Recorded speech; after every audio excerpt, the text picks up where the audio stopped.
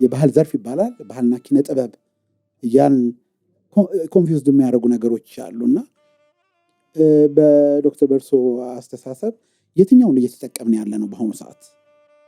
የመረጃ ቋት የለንም። ባህል ላይ የተሰሩ የበፊቶቹ የሉንም።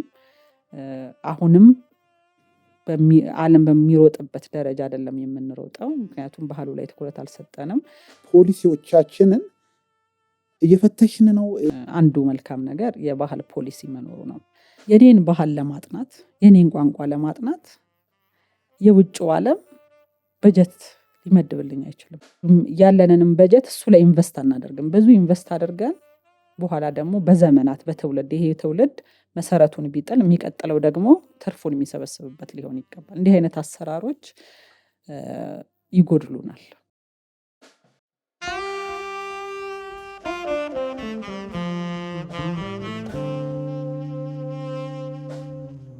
ሰላም፣ እንኳን ወደ ኮኔክት ፎር ካልቸር አፍሪካ የኢትዮጵያ ፖድካስት በሰላም መጡ። ስሜ ተሾመ ወንድሙ እባላለሁ። የሰላምና የሙዚቃዊ መስራችና ዋና ዳይሬክተር ነኝ። ኮኔክት ፎር ካልቸር አፍሪካ በሰላምና ከአፍሪካ ህብረት ጋር በመተባበር እየሰራ ያለ ፕሮጀክት ነው። 2023 በኢሮፓያን አቆጣጠር የአፍሪካ ህብረት አባል ሀገራት የባህል ስፖርትና ወጣቶች ሚኒስትሮች ባደረጉት ስብሰባ የአፍሪካ ሀገሮች ለባህልና ፈጠራ ኢንዱስትሪዎች ዘርፍ ከየሀገራቸው የመንግስት ዓመታዊ በጀት በትንሹ 1% ለዘርፉ ላይ ለማዋል ተስማምተዋል። ይሄ ስምምነት በ2030 በአውሮፓውያን አቆጣጠር እውን ለማድረግ ግብ ተቀምጦለታል። የአፍሪካ ባህል እና ፈጠራ ኢንዱስትሪዎች ላይ ኢንቨስትመንት ማድረግ የስራ ዕድሎችን ይፈጥራል፣ ሰላምን ያበረታታል፣ ማህበራዊ አንድነትን ያጠናክራል፣ እንዲሁም ኢኮኖሚ እድገት ያጎላል። የባህል ኢንዱስትሪው ፈጠራን ያበረታታል፣ ኢንቨስትመንቶችንና ቱሪዝምን ይስባል፣ እንዲሁም የአካባቢ ባህሎች ለመጠበቅ ትልቅ አስተዋጽኦ ያደርጋል። ለዚህም ነው ኮኔክት ፎር ካልቸር አፍሪካ የአፍሪካ ህብረት ስምምነት ውሳኔ መደገፍ ያለበት ስምምነት ነው ብሎ እየሰራ ያለው።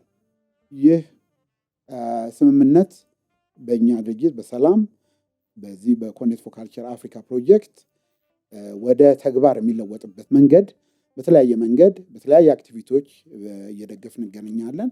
የዛሬ የኮኔክት ፎር ካልቸር አፍሪካ የኢትዮጵያ ፖድካስት ለዛም ዓላማ አንዱ አክቲቪቲያችን ሆኖ በዛ ዘርፍ የምንነጋገርባቸውን ነገሮች በእውቀት ባላቸው ሰዎች በባለሙያዎች እና በአርቲስቶችም በሙያ ውስጥ የሚኖሩ ሰዎች ጋራ እዚህ ስቱዲዮቻችን በመጋበዝ ብዙ ውይይቶች እናደርጋለን። ዛሬ ያንን ውይይት የምንጀምረው የባህል እና ፈጠራ ኢንዱስትሪዎች ማለት ምንድን ነው በሚለው ነው። በጣም ትልቅ እንግዳ አለን። ዶክተር ፍሬህይወት ባየ ይባላሉ። ዶክተር ፍሬህይወት እንኳን በሰላም ወደ ስቱዲዮአችን መጡ። አሜን። እንኳን ሰላም ቆያችሁኝ። ስለጋበዛችሁኝ ደስ ብሎኛል። ዶክተር ፍሬህይወት እንግዲህ ለብዙ ዓመት በተለያየ በዚህ ዘርፍ ላይ ብዙ ስራ የሰሩ ሰዎች እንደሆኑ እናውቃለን። እንግዲህ የውይይታችንን በደንብ ከመጀመራችን በፊት እስቲ ዶክተር ምን አይነት አስተዳደጎትን ትምህርቶትን በአሁኑ ሰዓት ያለውትን ስራ እስቲ ይግለጹልን። በዛም ጀምር። አመሰግናለሁ። በተለይ ከዚህ ስራ ጋር ባህል የፈጠራ ኢንዱስትሪ ምንድን ነው ከሚለው ጋር አያይዤ አነሳለሁ። ተወልጄ ያደግኩት አርሲ በቆጂ የሚባል ከተማ ላይ ነው። ከዛም በኋላ ወደ ትምህርት ስመጣ የመጀመሪያ ዲግሪን ጅማ ዩኒቨርሲቲ ነው የተማርኩት። ሁለተኛ ዲግሪን እና ሶስተኛ ዲግሪን አዲስ አበባ ዩኒቨርሲቲ በተለይ ሁለተኛ ዲግሪ በፎክሎር እና በኢትዮጵያ ስነ ጽሁፍ ላይ ነው የተማርኩት። ሶስተኛ ዲግሪንም በኢትዮጵያ ፎክሎር በተለይ የሃይማኖት መቻቻልን በክርስትናና በእስልምና መካከል ያለውን ባህላዊ እሴቶቹን መሰረት አድርጌ ነው እዛ ላይ ነው ያጠናሁት። ስራዬም በአብዛኛው ከባህል ጋር የተያያዘ ነው። አሁን የምሰራበት ተቋም በአዲስ አበባ ዩኒቨርሲቲ የኢትዮጵያ ቋንቋዎችና ባህሎች አካዳሚ የባህል ተመራማሪ ሆኜ ነው የምሰራው። በዛ ላይ ተግባራዊ ተሞክሮች አሉኝ። እንደ ሀገር ባህል ላይ የሚጠኑ ጥናቶችን የተለያየ የሀገራችን ክፍሎች ላይ ሄጄ አጠናለሁ። እንደ አስተማሪም እንደ አማካሪም ተማሪዎችን እንደሚያማክር በዚህ ላይ ነው የምሰራው።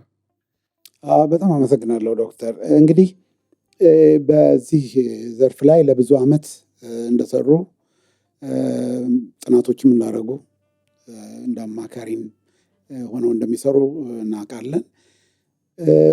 አሁንም ወደ ዋናው ውይይታችን ከመግባቴ በፊት በትርፍ ጊዜዎት ምን ማድረግ ይወዳሉ ዶክተር? በትርፍ ጊዜ ብዙ ጊዜ ማንበብ እወዳለሁ። በተለይ የስነ ጽሁፍ ተማሪ እንደመሆኔ የስነ ጽሁፍ ስራዎችን ማንበብ እወዳለሁ። ወደ ባህል ጥናት ከመጣሁ በኋላ ደግሞ የእያንዳንዱን ማህበረሰብ ተግባራዊ ህይወት የሚኖረውን ማየት፣ የተጻፈውን ማንበብ፣ የግል ልምዳቸውን በተለይም ደግሞ እንደ ሀገር እንደ ግለሰብ አስተዋጽኦ ያደረጉ ሰዎችን የህይወት ታሪክ ማንበብ በተለይ አሁን እሱ ይስበኛል። የሀገራችንን ሰዎችን ታሪክ ነው ወይስ የውጩንም ያነባሉ? ወደ ባህል ጥናት የበለጠ ከገባው በኋላ የሀገራችንን በተለይ ደግሞ ተምረውም ሳይማሩም እንደ ሀገር እንደ ግለሰብ ትልቅ አስተዋጽኦ ያደረጉ ሰዎች የህይወት ታሪክ ማንበብ፣ በተለያየ ዘርፍ አስተዋጽኦ ያደረጉትን ግለሰቦች ከህይወት ታሪካቸው በላይ የሰሩት ስራ የበለጠ አሁን ወደዛ አዘነብላለሁ። እሱን ማንበብ እወዳለሁ። በጣም አመሰግናለሁ። እንግዲህ ወደ ዋና ውይይታችን ውስጥ ለመግባት በዘልማድ በየጊዜው የባህል ዘርፍ የባህልና ኪነ ጥበብ፣ ባህልና ፈጠራ ኢንዱስትሪ እየተባሉ የምንጠቅሳቸው አጠቃቀሶች አሉ። ይህ የተለያየ አጠቃቀሶች ሁሉም አንድ አይነት መስመር ላይ አንድ አይነት ነገር ነው የሚናገረው ማለት አይቻልም። ግን ባህልና ኪነት ስንል ምን ማለታችን ነው? ባህልና ፈጠራ ኢንዱስትሪ ብለን ስንል ምን ነው እዛ ውስጥ የሚያካትተው? አዎ ጥሩ ነው ጥያቄው። ባህል ምንድነው? በጣም ሰፊ ነው። ሰፊ ስለሆነ ለመበየን ወይም ዲፋይን ለማድረግ ያስቸግራል እንደ ባለሙያም። እንደዛም ሆኖ ተደርጓል። ከዛም በላይ ግን በተለይ ግራ እንዲገባን የሚያደርገው ሁሉም ባህል የሚለውን ቃል የሚያስገባበት ቦታ አንዳንዴ ያለ ቦታው ነው የሚገባው። የዚህ ባህል ይባላል። ባህል በራሱ ምን ማለት ነው የሚለውን መሰረታዊ ጥያቄ መመለስ ያስፈልጋል። ሰፊም ስለሆነ ይመስለኛል ብዙዎቻችን የተለያየ ቦታ ያለ ቦታው የምናስገባው። ባህል ምንድን ነው የሚለውን ጥያቄ እንየው። ብዙ የኖርንበት ነው። ባህል የምንለው በሰው ልጅ የእውቀት ታሪክ ውስጥ ቀዳሚ ሆነው ከሚጠቀሱት ጽንሰ ሀሳቦች አንዱ ነው። ካልቸር ወይም ባህል የምንለው ባህል የማይዳስሰው ወይም የማይመለከተው ዘርፍ የለም የሚል ብያኔም የሚሰጡት አሉ። በዚህ የተነሳ እስካሁን 250 ያህል ብያኔዎች ተሰጥተውታል። በዓለም አቀፍ ደረጃ ባህል ምንድነው፣ ካልቸር ይሄ ነው እየተባለ እየተዘረዘረ ወደ 250 ብያኔዎች አሉት። እነኚህ 250 ብያኔዎች ድረስ የወሰደው ምንድነው ብለን ስንጠይቅ ሰፊ መሆኑ ነው። ሰፊ ነው፣ የተለያዩ መልኮች አለው። ከዛም በላይ ደግሞ ሰፊ የሚያደርገው እንደየሙያቸው ነው ብያኔ የሚሰጡት። ለምሳሌ በባህል ዘርፍ ከሚያጠኑት መካከል አንትሮፖሎጂና ሶሺዮሎጂስቶች ምን ይላሉ? በአብዛኛው ከማህበራዊ ህይወት አኳያ ያያይዙና ብያኔ ይሰጡታል። ባህል ይሄ ነው ይሉታል። ፎክሎሪስቶች ደግሞ ከአንድ ማህበራዊ ቡድን ጋር ያገናኙትና መንፈሳዊና ቁሳዊ ልምዱን ይዘው ከታሪክ ከአኗኗር ስልቱ ጋር ይዘው ባህል ይሄ ነው ብለው ብያኔ ይሰጡታል። ኢኮኖሚስቶች ደግሞ ከምርት ከፍጆታና ከስርጭት አኳያ ባህል ይሄ ነው ብለው ብያኔ ይሰጡታል። የአስተዳደርና የፖለቲካ ሳይንስ ባለሙያዎች ደግሞ ከስልጣን አደረጃጀት፣ ከአስተዳደር፣ ከአወቃቀር ጋር ያይዘው ባህል ይሄ ነው ብለው ብያኔ ይሰጡታል። ስለዚህ ሁሉም ወደ የሙያው ሲስበው ብያኔዎቹ እየሰፉ ይሄዳሉ። ይሁንና እንደ ባህል በራሱ አንድ ትልቅ መስክ ነው። ባህል ምንድነው የሚለውን ደግሞ ራሱን ችሎ ሁሉም ወደ ዘርፉ ከመውሰዱ በፊት ምን አይነት ብያኔዎች ተሰጥተውታል የሚለውን ማየት ጥሩ ነው። የኛ ውይይት ወደዛ የሚያደላ ይመስለኛል።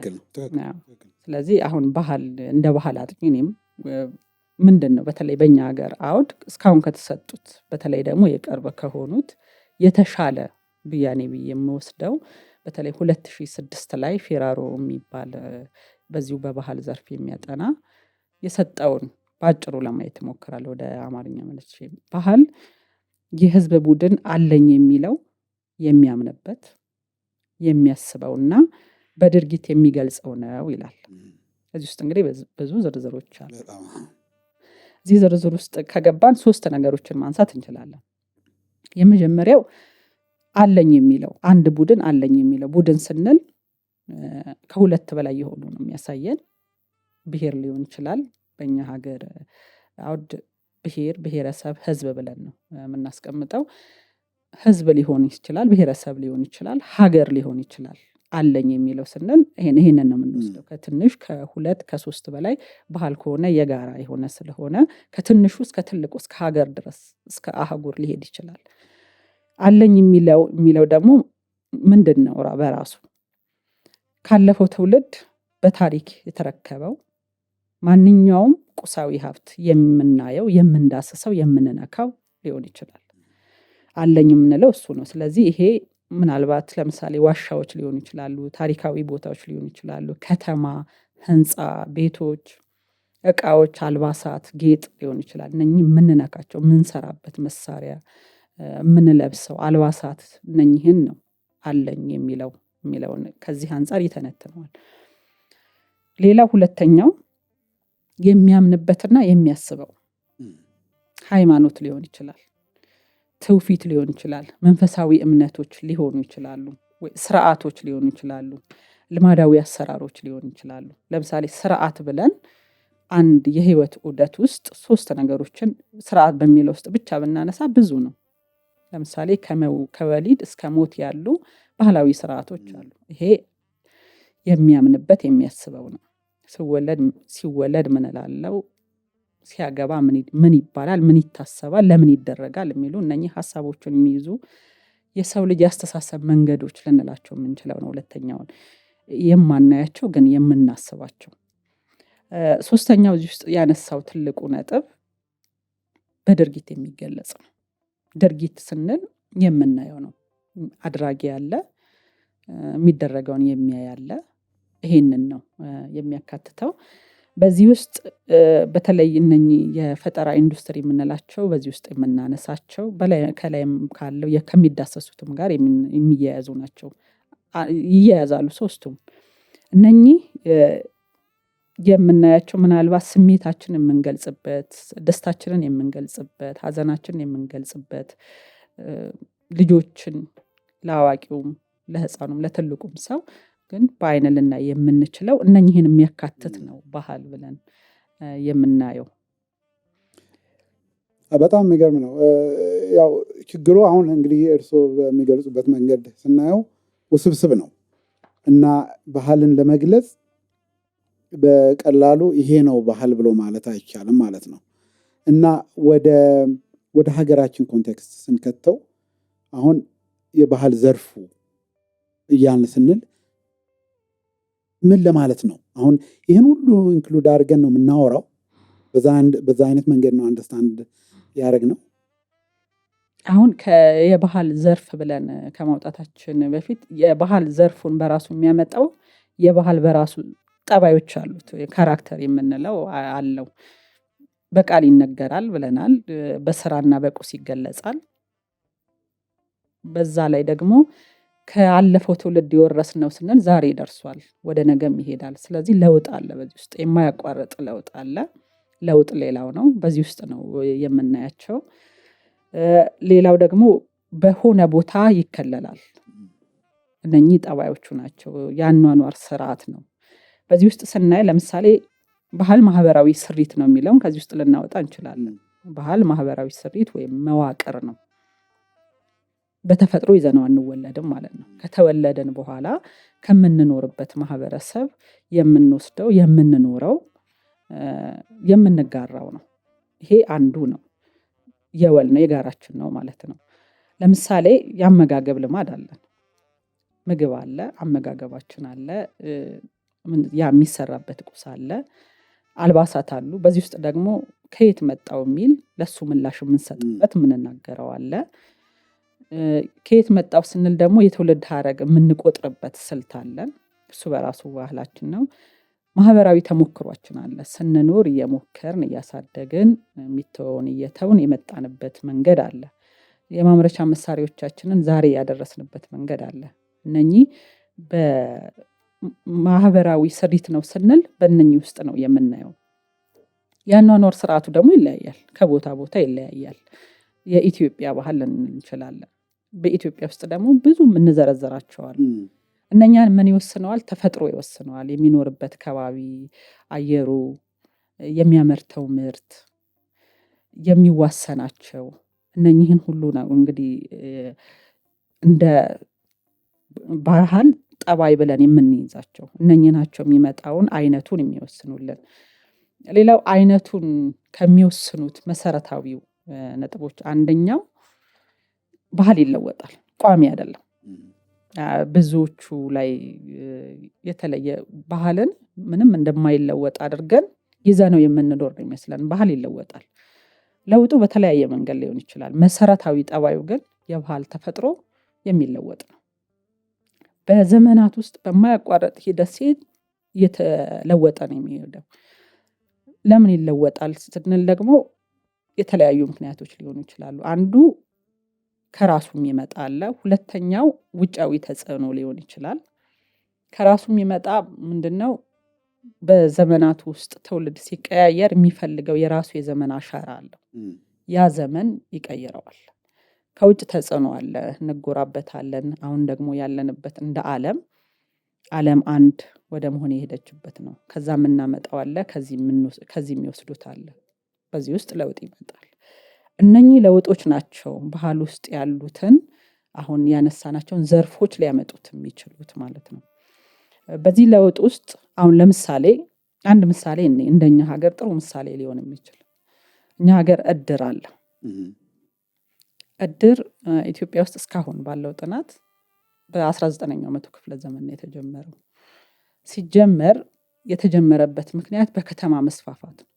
ከተሞች እየተስፋፉ ሲሄዱ መጀመሪያ ከእድር በፊት የነበረውን የአኗኗር ሂደታችንን ቀየረው። ከዛ በፊት አንድ ቤተሰብ በአንድ አካባቢ ይኖራል። አንድ አባት ወንድ ልጆች ቢኖረው በአካባቢው ካገባ በኋላ እዛው በሰፈሩ ቤት ይሰራል፣ አብሮ ይኖራል። እንዲህ እያለ ኤክስቴንደድ ፋሚሊ የሚባለው አይነት ይኖራል። ስለዚህ በደስታውም በሀዘኑም መረዳዳት ይችላል። ከተሞች ሲስፋፉ ግን ይሄንን ለወጡት። ይሄ ሲለወጥ በሰው ልጅ ተፈጥሮ ውስጥ ደግሞ የሚመጡ አሉ። ለምሳሌ ሞት የሰው ልጅ ተፈጥሯዊ ጠባይ ነው። ይሄን የሚያስተናግድበት መንገድ ግን ባህል ነው። ስለዚህ ይሄን ለማስተናገድ አንድን ሰው ከሞተ በኋላ ለመሸኘት ቤተዘመዱን ለማጽናናት የማይተዋወቁ ሰዎች ወደ አንድ መምጣት አለባቸው። በዚህ ምክንያት እድር ተመሰረተ። እድር ለመረዳዳት ሲባል የተፈጠረ ነው። የኢትዮጵያውያን የተለየ ባህላዊ ተቋማቸው ነው። ስለዚህ አንዱ ዘርፍ ምን ሆነ ማለት ነው? የባህል እድር ሆነ ማለት ነው። በከተማ ተጀምሮ አሁን ገጠር ድረስ አለ።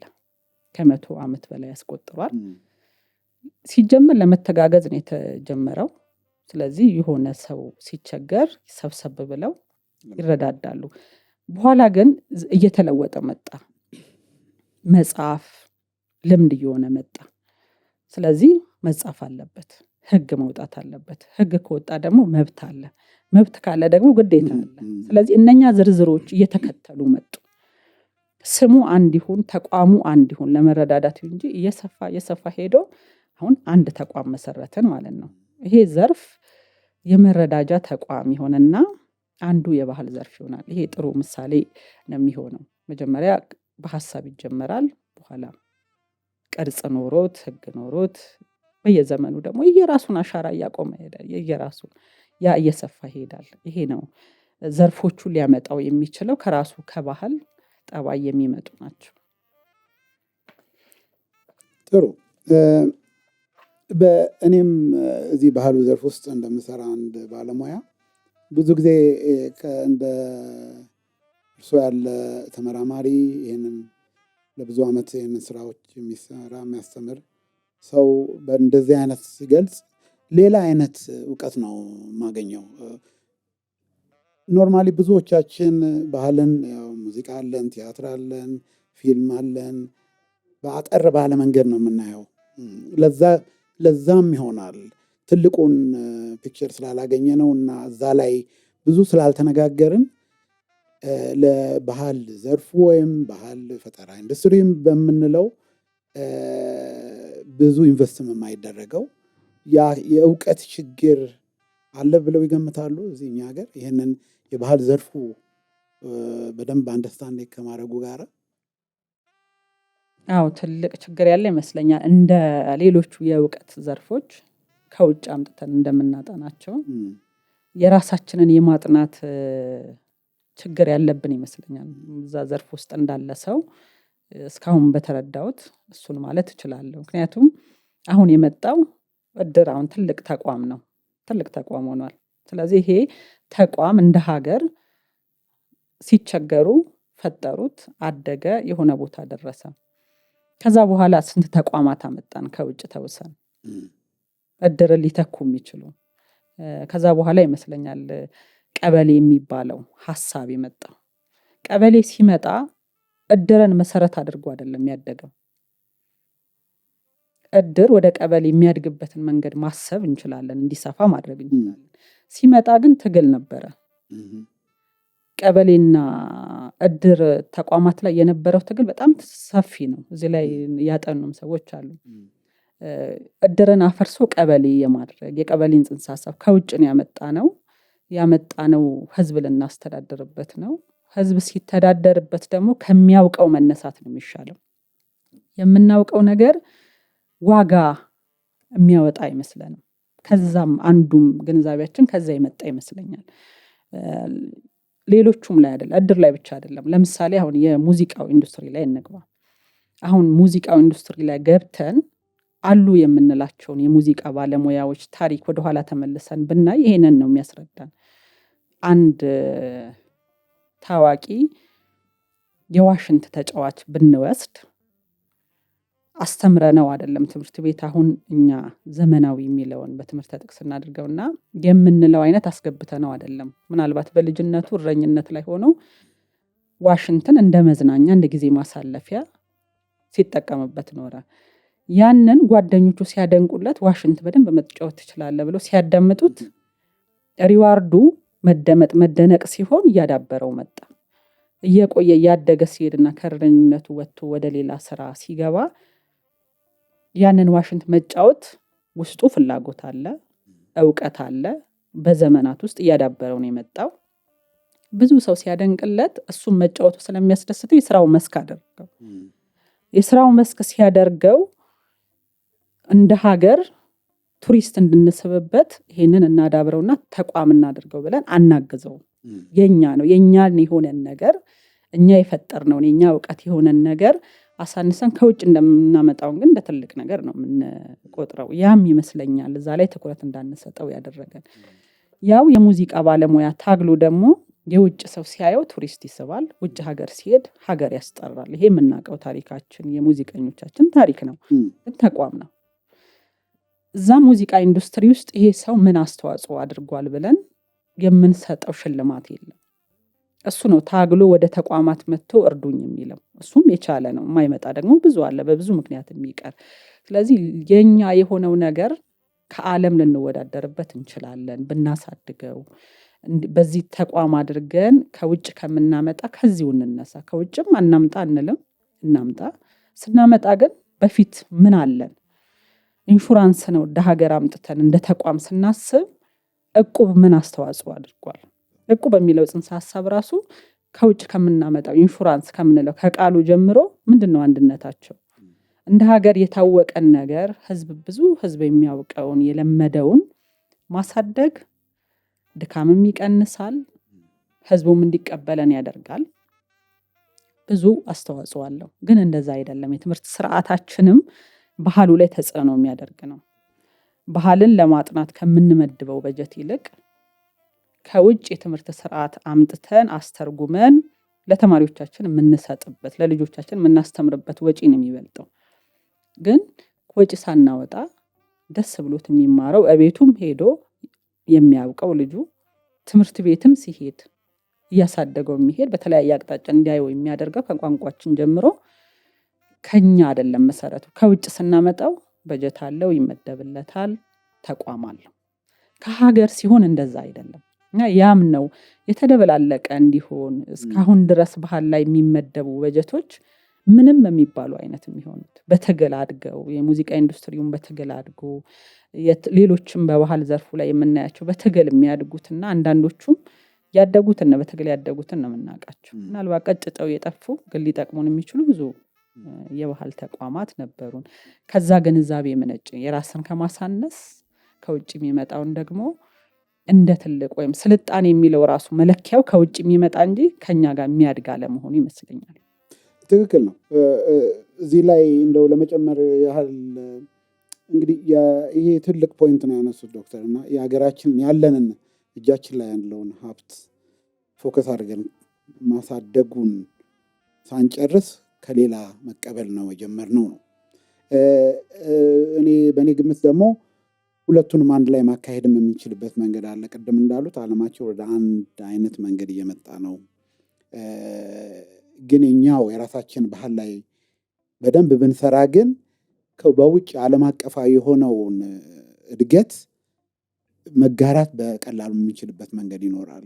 ያንን ሲስተም ያንን እድገት ኦፍኮርስ መከታተል አለብን። ከዛ ዓለም በፍጥነት የሚያድግ በተለይ የዚህ ዘርፍ በጣም በፍጥነት እያደገ ያለ ዘርፍ ስለሆነ የአዲሱን ቴክኖሎጂም የተለያዩ ነገሮችን በመጠቀም ያለንን ጥሩ ድንቅ ባህል ያንን ኦፖርቹኒቲ መጠቀም እንችላለን። የግዴታ ከዛ ያለውን ወደዚህ ለማድረግ ብቻ ሳይሆን ሁለቱን ፓራሌል ማየት አለብን። ሞር ፎከስ በሀገራችን ባህል ላይ ፎከስ ብናደርግ የሚለውን በተለያዩ ቦታዎች እኛም በግላችን የምናስጠና አንዳንድ ጥናቶች ላይ ያየነው ጉዳይ ነው። ግን አሁንም ጥያቄው ምንድን ነው? ስቲል አሁን ለምሳሌ ሲሲአይ የሚባል ነገር አለ፣ ካልቸር ክሪኤቲቭ ኢንዱስትሪ። ብዙ አፍሪካን ሀገሮች እኛም ሀገር መጥራት ጀምረናል። እዚህም ደግሞ የባህል ዘርፍ ይባላል። ባህልና ኪነ ጥበብ እያል ኮንፊውዝድ የሚያደርጉ ነገሮች አሉና በዶክተር በርሶ አስተሳሰብ የትኛውን እየተጠቀምን ያለ ነው በአሁኑ ሰዓት? የትኛውን መስመር ነው አሁን ጥሩ ነው ጥሩ አይደለም የሚለውን ወይስ እንዴት መሆን አለበት የሚለውን ውስጥ እንገባለን። ግን የትኛውን አይነት ነገር ነው ሀገራችን የተጠቀመች ያለችው በአሁኑ ሰዓት? የትኛውን ዴፊኒሽን?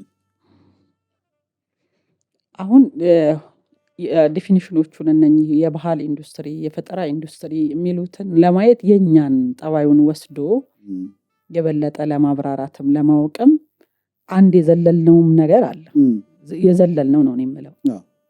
ያለንን አናውቅም። አንዱ ችግራችን እሱ ነው። በባህል ዘርፍ ወይም የባህል ኢንዱስትሪ እንዳንለው ይሄ የባህል ኢንዱስትሪ የሚለው ዓለም ያመጣው በዚህ ዘርፍ የሚመራመሩ ሰዎች ያመጡት ቃል ይሄኛው ለኛ አይሆንም ለማለት ያስቀመጥነው የለንም። የመረጃ ቋት የለንም። ምንድነው የባህል ላይ የኛ የባህል ኢንዱስትሪ ነው፣ ካልቸራል ኢንዱስትሪ ነው፣ ክሪኤቲቭ ኢንዱስትሪ ነው የሚለውን ለማስቀመጥ አናቃቸውም፣ ለክተን አናቃቸውም። አሉን ሀብትም ያመጣሉ። ምን ያህል ሀብት ያመጣሉ የሚለው ሁለተኛው ጥያቄ ሆነና እሱም አይታወቅም። ያሉን ራሳቸው ስንት ናቸው? ስለዚህ በየትኛው መልክ ነው በየትኛው ጠባይ ነው ሊፈረጁ የሚችሉት የሚለውን ለማወቅ መጀመሪያ አላጠናናቸውም። የተጠኑትም በጣም የተበጣጠሱ አንድ መረጃ ቋት ላይ ያልመጡ ናቸው። በግለሰብ ፍላጎት፣ በተማሪዎች የዲግሪ ማሟያ፣ አንዳንዴም እንደዚህ እንደናንተ አይነት ተቋም ደግሞ ፍላጎት ኖሮት ተመስርቶ ባህል ላይ የሚሰራ የሚያስጠናቸው ናቸው። ሁሉም በየግሉ ዩኒቨርሲቲዎችም ሲቋቋሙ በየግላቸው ያጠናሉ። አንዱ ዩኒቨርሲቲ እዚህኛው ላይ ምን አጠና የት ደረሰ እኔ ከየትኛው ልቀጥል አይልም። እነኚህ በራሳቸው ለእነኚህን ብያኔዎች ቁርጥ አድርገን እንዳንሰጥ ይቸግረናል።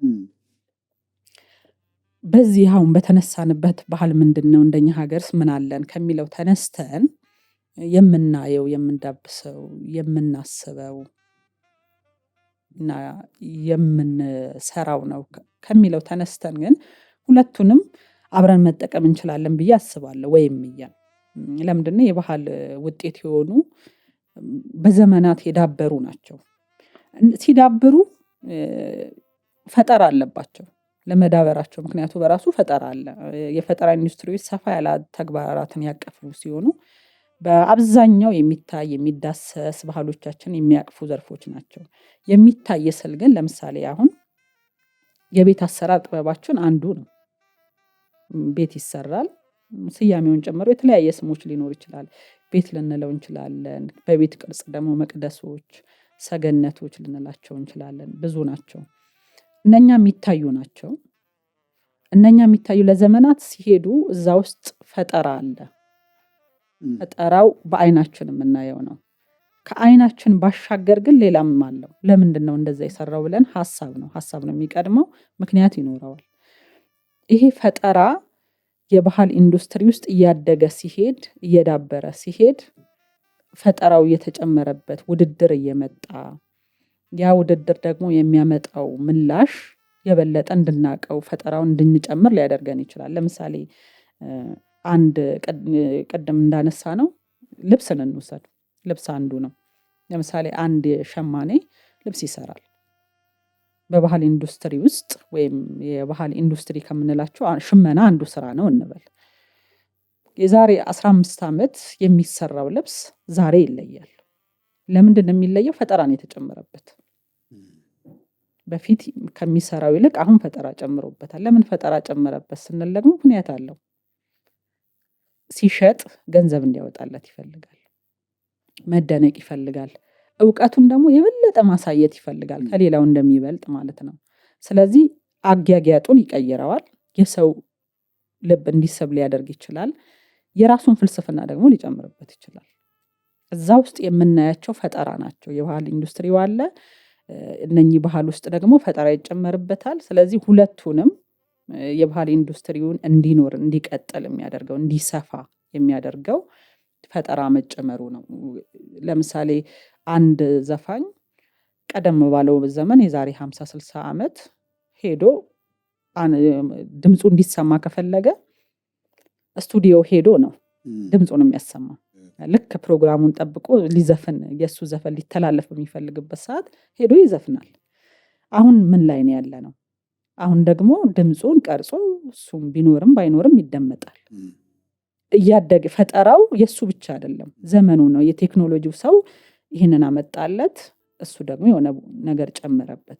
ስለዚህ እዚህ ጋር ሲደርስ እንደ በፊቱ አይደለም፣ 2-3 አይደለም የሚሆኑ ብዙ ተወዳዳሪዎች ይኖራሉ። ተወዳዳሪ ሲኖር ምን ይመጣል?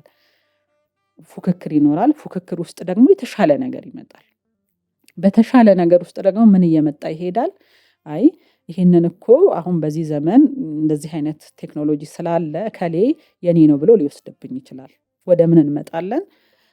ወደ ፈጠራ መብት መጣን ማለት ነው። እነኚህ ሁሉ አብረው ተያይዘው ነው የፈጠራ ኢንዱስትሪ የባህል ኢንዱስትሪውና የፈጠራ ኢንዱስትሪው ተያያዥ ሁለቱንም ተከተል እንጠራበት እንችላለን ብዬ አስባለሁ። በእኛ ሀገር ኮንቴክስት ግን ሙሉ ነው ማለት አይደለም። ለምንድነው ሙሉ የማይሆነው? በፊት መስራት ያለብን መሰረታዊ ነገሮችን አልሰራናቸውም። ዓለም ደግሞ ከበፊቱ በበለጠ በፍጥነት እየተቀያየረ ነው። የሚቀያየረውን እኛ እስቲ ያለንን እንቀይረው እንዳንል የመረጃ ቋት የለንም። ባህል ላይ የተሰሩ የበፊቶቹ የሉንም። አሁንም ዓለም በሚሮጥበት ደረጃ አይደለም የምንሮጠው፣ ምክንያቱም ባህሉ ላይ ትኩረት አልሰጠንም። እነኚህ አፋችንን ሞልተን የኛ ሀገር ይሄ ነው ይሄኛውን ብያኔ ነው የሚከተለው ለማለት ይቸግረናል። በጣም አመሰግናለሁ ዶክተር። እንግዲህ የኛ የዚህ ፖድካስት ዋናውም ዓላማ እንደዚህ አይነት ዲስከሽኖች አትሊስት ትልቁን ነገሮች መነጋገር አለብን መጀመሪያ በሚል መንፈስ ተነስተን ነው። እንግዲህ እንደዚህ የባህልን ዘርፉ ምንድን ነው ኢንክሉድ የሚያደርገው፣ ምን አይነት አስተሳሰቦች ናቸው ባህል ዘርፉን የሚያሳዩት የሚለው ነገር በጣም በጣም ኢምፖርታንት ነው እና እኔ አንደርስታንድ እንደማደርገው ሀገራችን በአሁኑ ሰዓት ሚክስ የሆነውን አፕሮች ነው እየተጠቀምን ያለ ነው። የባህል ዘርፍ የምንለው አለ፣ ባህልና ኪነ ጥበብ፣ ከዛም ይሄ ክሪያቲቭ ኢንዱስትሪው ወይም ፈጠራ ኢንዱስትሪው የሚባለው አለ which is ብዙዎቹ የሚጠቀሙበት ነው።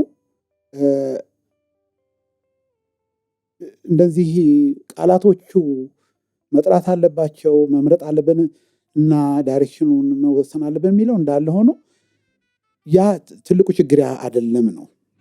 በአሁኑ ሰዓት ችግሩ ያ ሳይሆን ትልቁ ችግር ያለው ምንድን ነው?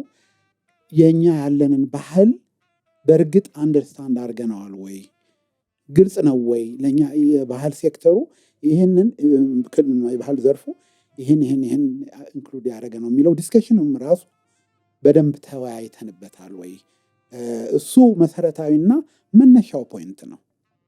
ፖሊሲም ለመቅረጽ አሁን የኛ የባህል ፖሊሲ ያላት ሀገራችን የተለያዩ ነገሮች እዛ ውስጥ አሉ እና ፖሊሲውንስ የሚያውቀው ብዙ ሰው ነው አለ ወይ? ፖሊሲውንስ እንፈትሸዋለን ወይ? በየጊዜው የተማሩ ሰዎችና ህብረተሰቡን ኢንቮልቭ አድርጎ በደንብ የተወያየንበት ነገር። ፖሊሲዎች በየጊዜው መቀየር የሚችሉም ነገሮች ናቸው ካመንበት።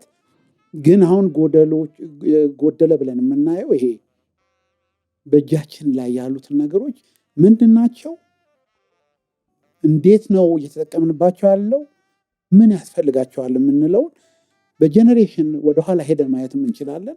ያ ስራ በደንብ አልተሰራም ነው እንግዲህ ሁላችንም የምናሰምርበት ጉዳይ ያ ነው።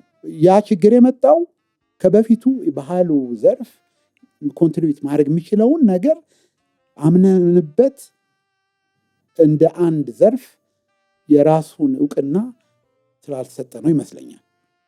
ያ ነው አሁን እንግዲህ ትልቁ ነገር። ይሄ ዛሬ ከዶክተር ክርስቶ ጋር የምንወያየው ውይይት በጣም ሰፊ ውይይት የሚጠይቅ ጉዳይ ነው። ጥናቶች የሚጠይቅ ጉዳይ ነው። ከጥናት በኋላ ደግሞ ጥናት ብቻ ሳይሆን የሚያወያይ ነው።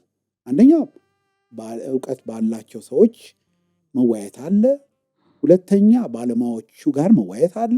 ከዛ በኋላ ዲሲሽን ሜከሮቹ ወይም ፖለቲከኞቹ እና ስልጣን ውስጥ ያሉት ሰዎች ይሄ ነገር የገባቸው መሆን አለበት። ያ ነገር አንድ ላይ ካልሄደ አሁን በዘልማድ የፊልም ኢንዱስትሪ፣ የሙዚቃ ኢንዱስትሪ፣ የምናምን ኢንዱስትሪ የምንለው ጉዳይ አለ። ግን ኢንስቲትዩሽን እንኳን ሳይኖረን ማለት ነው። ኢንስቲትዩሽን ቢልድ ማድረግ ራሱ ኢቨን ከዛ በፊት የሚሰራው ስራዎች የሉም እና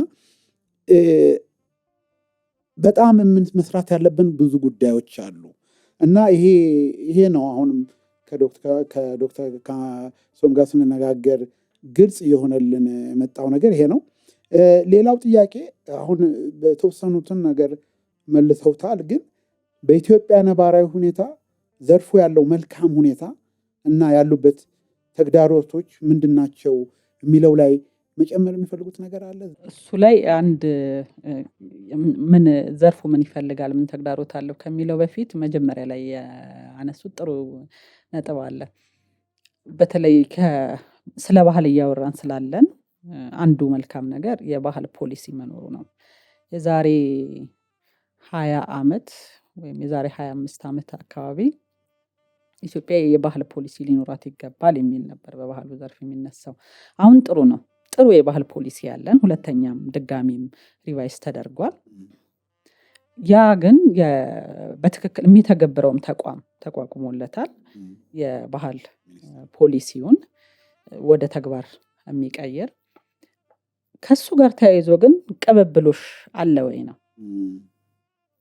ይሄ የስልጣን ዘመኑን እንተወውና እንደ ባህል እንደ ባለሙያ ባህል ላይ የሚጠኑ የዛሬ 30 ዓመት ባህል ላይ የሚያጠኑ እንደ ሙያ ይዘው የሚያጠኑ ተቋማት ነበሩ። የባህል ፖሊሲውም ሳይኖር የባህል ፖሊሲው ከጸደቀ በኋላ ደግሞ ሲመጣ ከዛኛው ምን ወስዷል? ምን እንደነበረ ያውቃል ወይ? ይሄ ትልቅ መመለስ የሚገባው ጥያቄ፣ ዛሬም የምንደግመው ስህተታችን ነው። ወደኋላ ተመልሰን ስናይ የሆነ ዘመን ላይ ባህል ላይ የተሰሩ ጥናቶች ነበሩ። ለህትመት ሳይበቁ የተለያዩ የተቋማት ለውጥ፣ የፖለቲካ ለውጥ ሲመጣ እዛው ጋር ነው የሚቆሙት። ሰዎቹም ወደ ሌላ ተቋም ይሄዳሉ። ጥናቱም እዛው ጋር ይቀራል።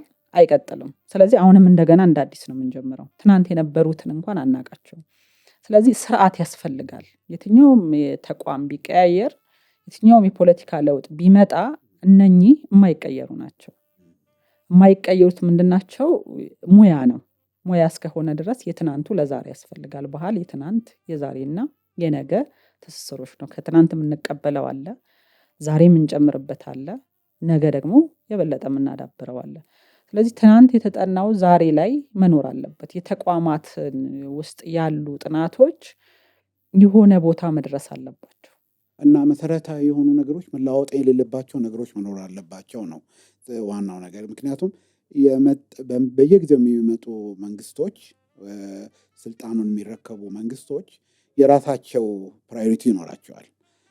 ይሄ ሁሉም ዓለም ላይ የምናየው ጉዳይ ነው። ግን የማይለወጡና ሁል ጊዜ መቀባበል ያለብን ነገር አለ ነው።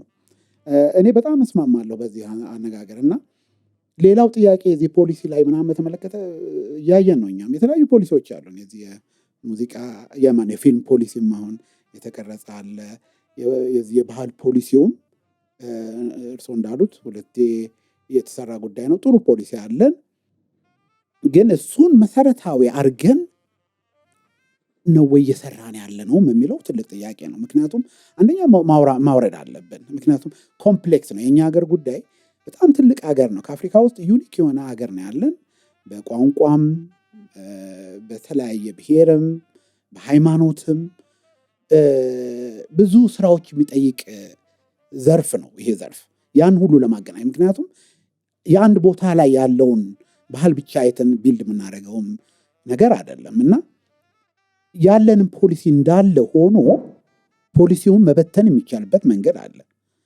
ግን የራሱን ፖሊሲውን የሚመጣው አዋቂም ባለስልጣን የምንበለው ሁሉም ሰው አትሊስት ያንን መነሻ ማድረግ አለበት።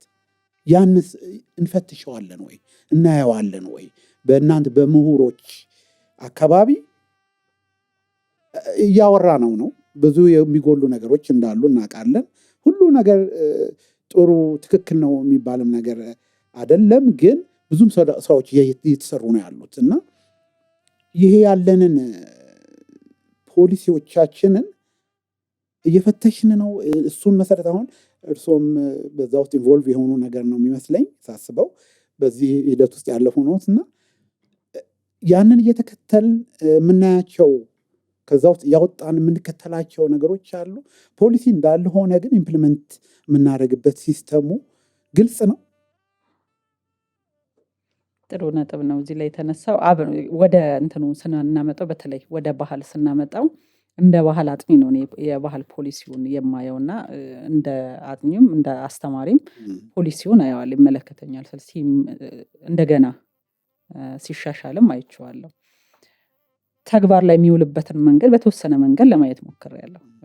በተለያየ መንገድ ማለት ነው። ወደ ተለያዩ የኢትዮጵያ ክፍሎች ለጥናት ሲሄድ ሙያውን ለባለሙያ አልሰጠነውም የሚል ሀሳቡ ይመጣብኛል። በዚህ ልምዴ ሳየው ሙያው ለባለሙያው አልተሰጠም። የባህል ቆንጆ ጥሩ የምንለው በየጊዜው ሊሻሻል የሚችል የባህል ፖሊሲ አለ። ተግባር ላይ ግን ያን ያህል አይደለም።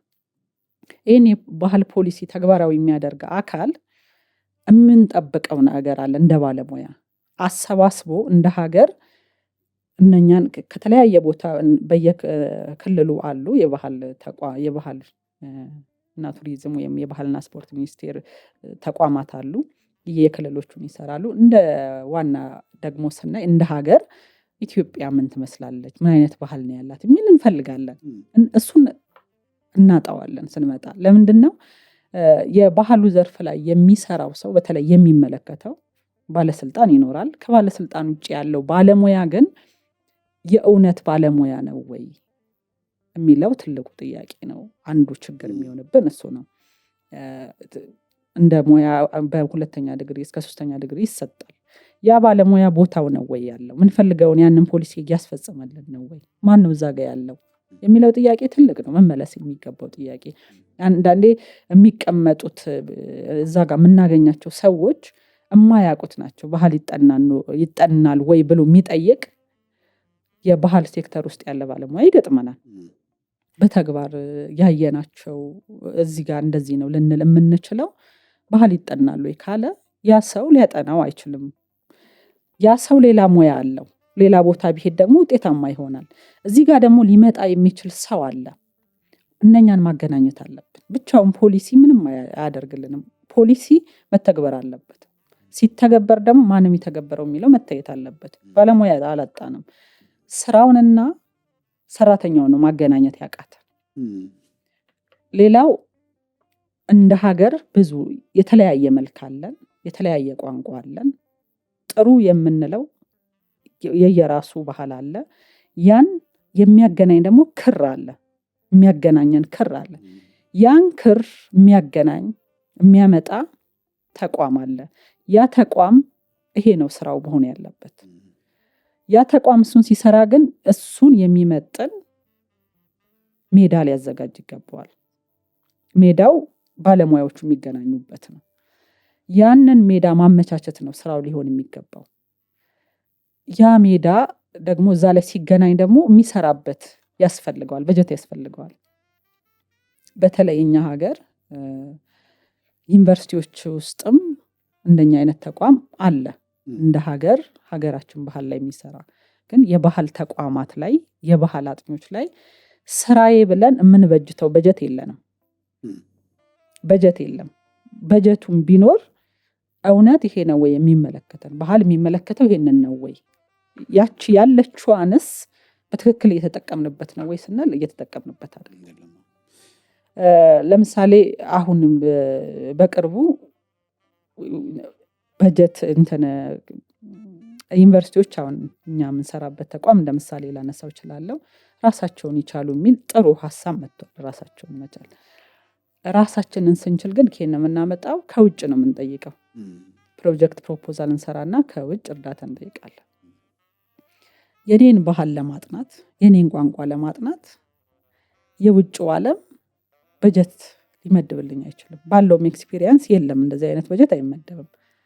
ስለዚህ እንደዚህ አይነት ሪፎርሞች ሲመጡ፣ እንደዚህ አይነት ለውጦች ሲመጡ እንደ ሀገር የምንሰራበት መጀመሪያ እኛ መስራት አለብን። ነገ ገንዘብ እንዲያወጣ መጀመሪያ ገንዘብ አውጥተን ሰርተን የበለጠ እንዲያተርፈን ልናደርግ ይገባል። እንደዚህ አይነት ሲስተም አይደለም አሁን ያለንንም በጀት እሱ ላይ ኢንቨስት አናደርግም። ብዙ ኢንቨስት አድርገን በኋላ ደግሞ በዘመናት በትውልድ ይሄ ትውልድ መሰረቱን ቢጥል የሚቀጥለው ደግሞ ትርፉን የሚሰበስብበት ሊሆን ይገባል። እንዲህ አይነት አሰራሮች ይጎድሉናል። በጣም ትክክል ነው። እኔ በጣም ይሄንን እጋራለሁ። ምክንያቱም እኔም ራሴ የማየው ጉዳይ ነው። የባህሉ ዘርፍ ላይ ትልቁ ችግሩ እውቀት፣ አሁን በምንነጋገረው የባህሉን ዘርፍ ምንድን ነው ራሱ የሚለውን አውቆ በምን አይነት መንገድ ነው እናዋቅረው የምንችለው የሚለው እውቀት ኖሮት በዛ አይነት እውቀት ይዞ በተለያዩ ቦታዎች ላይ ያንን መስራት የሚችል ሰው እስከሌለ ድረስ ብዙ ነገሮች መሰራት አይችሉም ነው ጥያቄያችን። የሚያጋጥመን ነው በሁሉም ቦታ። ይሄ በጣም ብዙ የሚያነጋግረን ነገር ነው። ወደፊትም በጣም እናወራለን ብዬ ነው የምገምተው። ግን አሁን አንድ ጊዜያችንም እያለቀ ስለሆነ አንድ ጥያቄ አለኝ።